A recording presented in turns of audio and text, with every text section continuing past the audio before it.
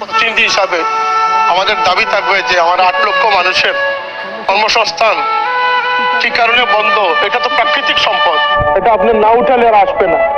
এটা প্রতি বছর আপনি অপসারণ করলে তারপরে এই শূন্যস্থানটা পূরণ হবে।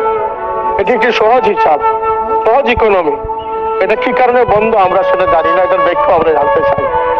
আকস্মিক বন্যায় গত 2022 সাল এবং আজকে 2024 সাল 360 আউলিয়ার স্মৃতিধন্য এই সিলেট তলিয়ে গেছে।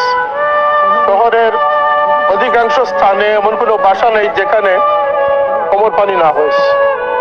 এই বন্যায় যে হাজার হাজার কোটি টাকার ক্ষতি হচ্ছে, সিলেটবাসী যে বন্যা প্লাবিত হচ্ছে, যদিও অনেক বিশেষজ্ঞরা মনে করেন যে মিঠামইনের এই সড়কটি অপরিকল্পিত হওয়ার কারণে, ব্রিজ কম থাকার কারণে সিলেটে আকস্মিক বন্যা হচ্ছে, সেটিও তলিয়ে দেখার সময়ের দাবি আমি মনে করি।